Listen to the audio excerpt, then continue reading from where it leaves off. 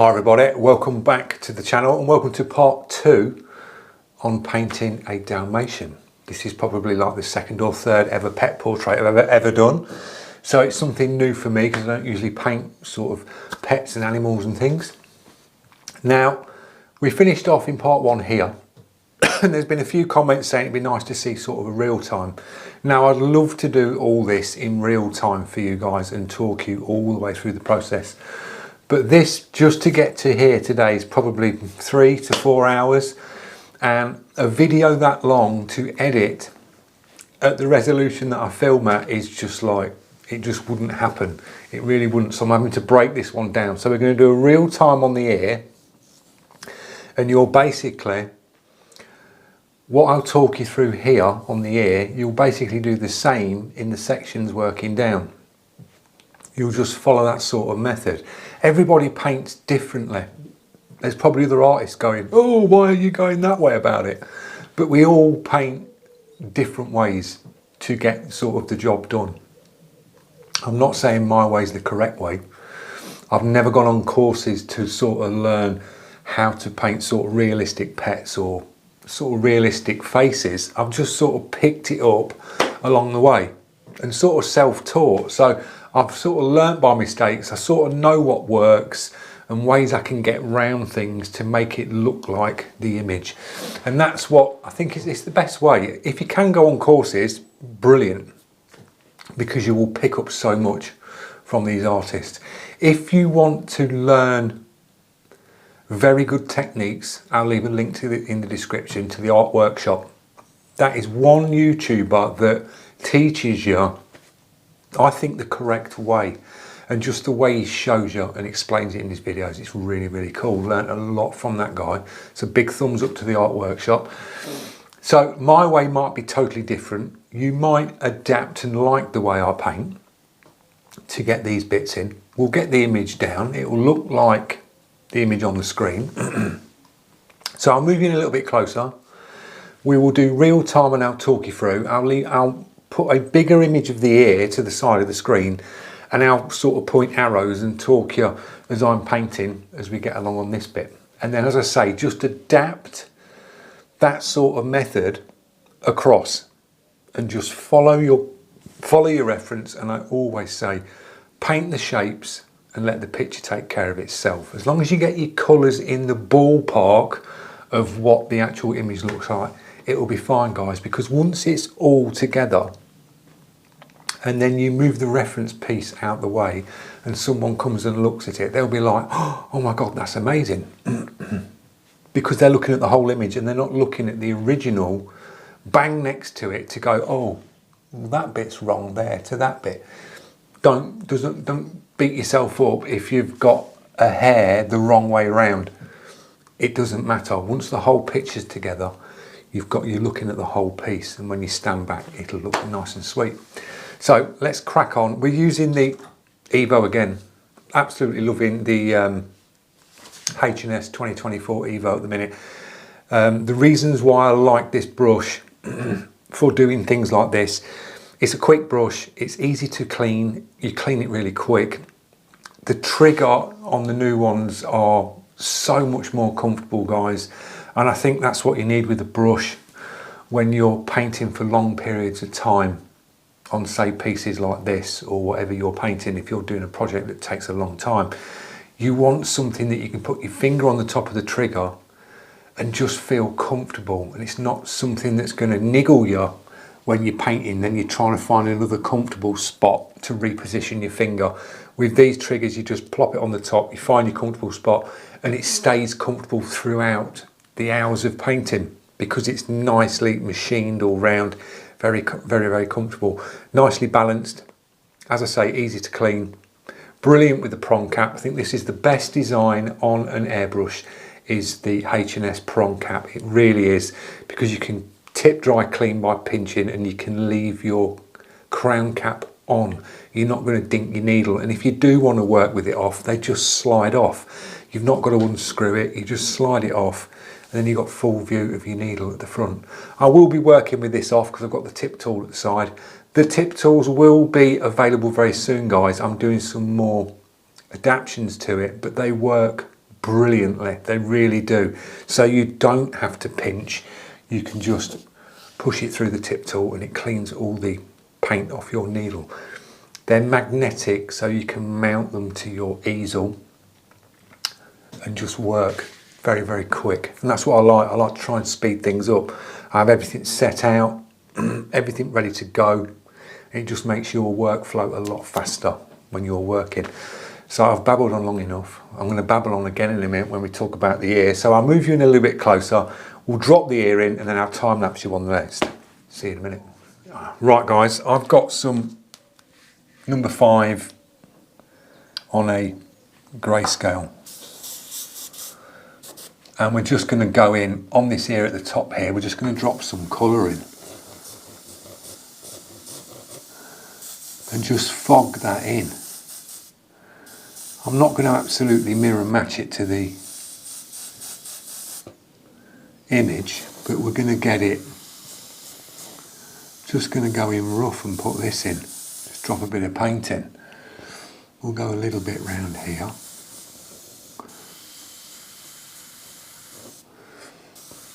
And this is sort of a dark grey. If you go over it, as you can see, it's bled out a little bit there, but that will dry back. I'm not worried about that.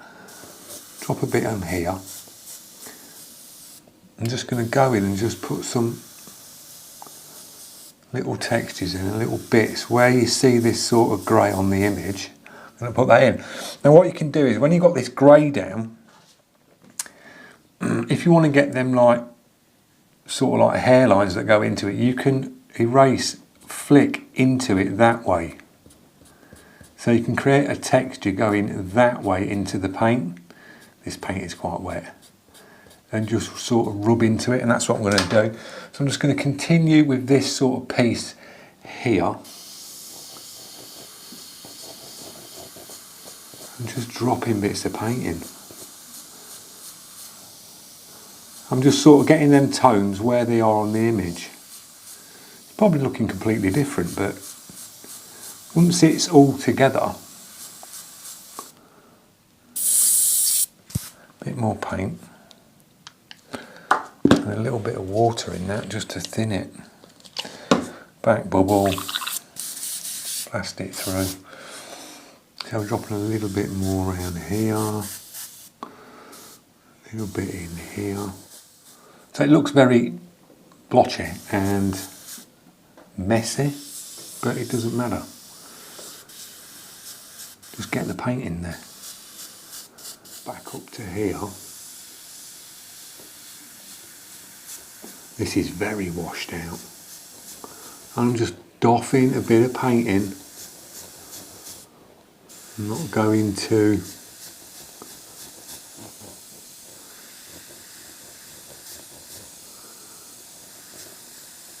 because we can erase into this.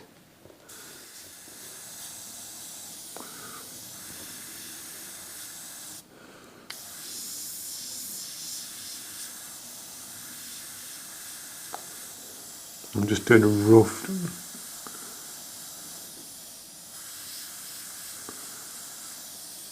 because a lot of these strokes are like on these ears are soft, so putting down, going in close, going away, getting sharp and soft sort of edges.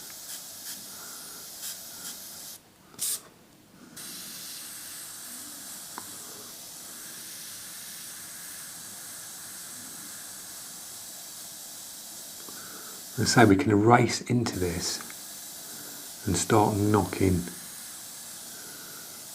bits back.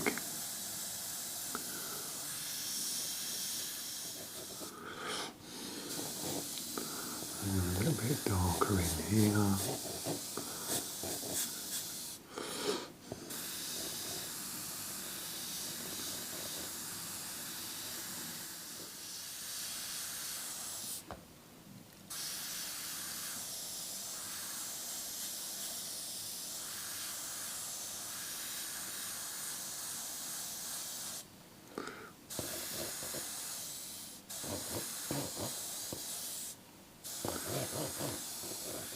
Get a little bit of teared off tissue and just flick up there.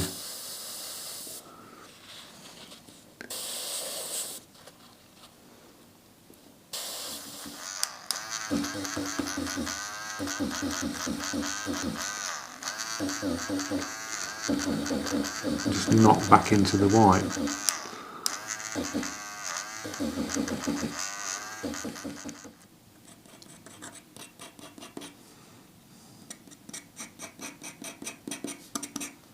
And do a few little.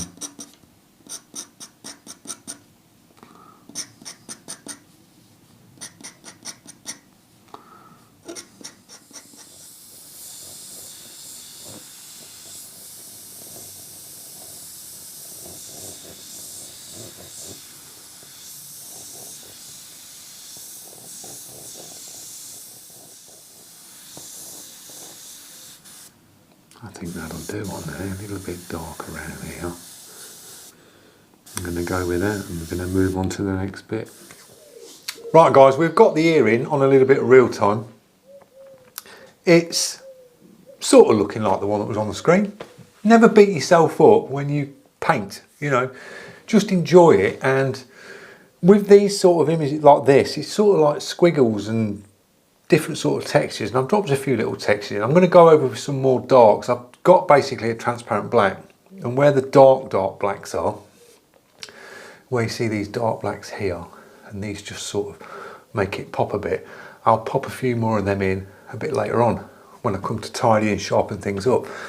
Evo's working really cool, enjoying it. The paints, it'd be nice if it was all Createx, but it's not. It's just a mixed bag of everything, so it's like some can erase, some can't. But we'll crack on. I'll stick you in a time lapse now. We'll smash this out because I've got another video for you guys later on. So let's move into the time lapse stage, enjoy the music, and I'll see you at the end when this is done, and then I'll talk you through some of the bits as I've worked through it in them time lapses. See you in a bit.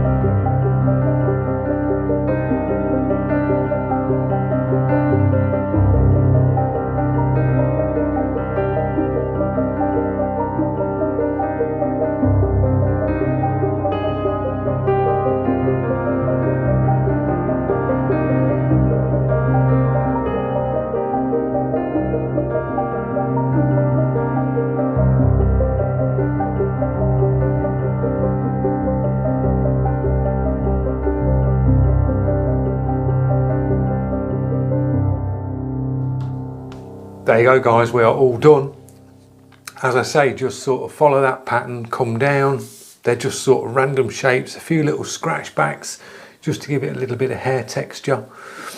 Worked in them two little darks, you see me in the time it sort of go round, and I was just sort of like dropping bits in and tidying bits up. Now, I did find with this, the gesso needed to be a little bit thicker. I should have gone for like 3, probably 4 coats when I sprayed it, because it's a little bit thin. When I sanded it back, it's just starting to catch the underneath paper when I was scratching back.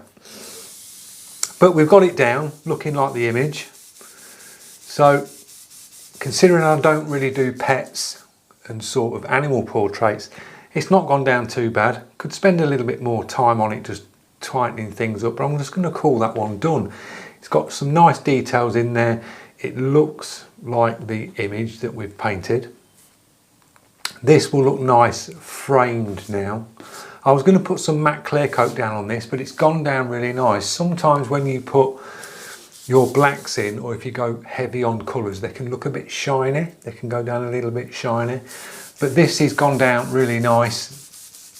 It's stayed all nice matte looking. I just noticed that sometimes when you go in with blacks, if you're going with like, because I've got the opaque golden high flow black, if it goes down layers too much, it can go a little bit glossy, put a little bit of a sheen on it. We've used the Evo 2024, brilliant brush guys, really nice to sit with it on this, coat with it absolute fine, nice for the nice little flick outs and the details, gets down really well this brush. So I hope you've enjoyed the video and that little bit of real time and sort of chat as we went along. And then you've seen in the time lapses we just sort of blasted the bottom piece out. Just sort of follow your shapes when you're working. If you're doing sort of hair textures, things like this, just follow the shapes on your reference the way they sort of go. And as I say, paint the shapes and the picture will take care of itself. Thanks for watching guys. See you in the next one.